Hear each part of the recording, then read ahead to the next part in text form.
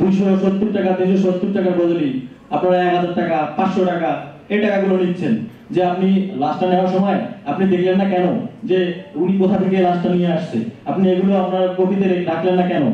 তারপরে এখানে অনেক হসপিটালে এখানে আছে অনেক দালাল চক্র আছে, ব্লাড দিচ্ছে। ব্লাড গুলো যদি এখানে ব্লাড থাকার পরে বলতেছে যে ব্লাড নাই, তখন কি করতেছে যে টাকা দিলে তাদের কাছ থেকে ব্লাড পাওয়া যাচ্ছে। কি এখানে কি আমরা দুর্নীতি করতে আসছি? এখানে চাঁদাবাজি করতে আসছি? এখানে ঘুষ নিতে আসছি? সাধারণ মানুষরা আমাদের এখানে আপনাদেরকে টাকা দিয়ে আমরা এখানে খুঁজতেছি, তো আমরা কি এইসব করতে আসছি? আমরা আপনাদের কাছে স্বাস্থ্য চিকিৎসা পাওয়ার যোগ্য না? আপনাদের স্টাফদের নামে এত অনিয়ম আমরা শুনবো কেন? আমরা চাই যে আপনারা একটু স্বচ্ছতার মধ্যে চলে আসেন, আপনারা স্বচ্ছ হবেন, আমাদের শহীদ সোহরাওয়ার্দী মেডিকেল হসপিটাল আমরা স্বচ্ছতার সহিত আমরা পরিচালনা করব। তারপরে আমাদের আরেকটা বিষয় আছে এখানে, যে দালাল চক্রগুলো এখানে আমাদের ঘোরাফেরা করতেছে। আপনাদের যারা স্টাফ আছেন তারা প্রত্যেকেই দালালদেরকে চিনেন, প্রত্যেকেই দালালদের চিনেন। কেন দালালগুলোকে আপনারা এখানে কেন প্রশ্রয় দিচ্ছেন? কেন ওদের হাত পা নাই, ওরা কাজকর্ম করে খাইতে পারে না? ওদের যদি হাত পা থাকে, ওরা যদি কাজকর্ম করে খাইতে পারে, কেন ওরা এখানে দালালি করতে আসবে? আপনারা কেন প্রশ্রয় দিবেন? আপনারা দালালদেরকে ধরে দিবেন। আমাদের প্রত্যেকটা টিম এখানে কাজ করবে, প্রত্যেকটা স্টুডেন্ট এখানে থাকবে। আপনারা যদি মনে করেন যে আমরা আবার আগের মতো ঘুষ নিব, আমরা আগের মতো চাঁদাবাজি করব, তাহলে এটা ভুল করবেন। একটু চেঞ্জ হয়ে যান, নিজে চেঞ্জ হয়ে যান, আমরা আপনাদেরকে চেঞ্জ করে ফেলবো। আপনারা যা করে গেছেন, হ্যাঁ, এটা হচ্ছে ভুলে যান, সবকিছু ভুলে যান। এখন থেকে আমরা শপথ নেওয়াবো না, আমরা শপথ করাবো না, আমরা এত বড় কাজ করবো না। আপনারা সবাই আমাদের বাবা মা তুল্য, আমাদের বাবা মা তুল্য।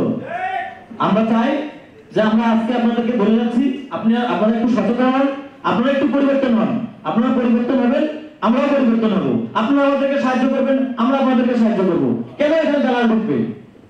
আপনারা যারা এখানে হসপিটালে, আমরা আজকে ডক্টরদেরকে এখানে ডাকতে পারিনি, কারণ এখানে যে যারা আছেন এখানে কনফারেন্স রুমটা অনেক ছোট, তাহলে আমরা তাদেরকে বলতাম। তাদের সঙ্গে বসার সুবিধা হবে না, যেহেতু আমাদের এখানে মহাপরিচালক স্যার আছেন, উনি অবশ্যই তাদের সঙ্গে এইসব বিষয়ে কথা বলবেন। আচ্ছা, স্যার যেহেতু বলছে আমরা তাদের সঙ্গে বসবো, কিন্তু আপনাদের সঙ্গে যেহেতু বসছি, আপনারা একটু সচেতন হন যে দালালগুলো আপনাদের সঙ্গে পরিচিত আছে। আপনারা যদি আমাদেরকে ধরাই দিতে পারেন, তাহলে আমরা সাধারণ শিক্ষার্থীবৃন্দ অনেক খুশি হব, এবং কি আপনাদের উপর আমাদের শ্রদ্ধা বেড়ে যাবে।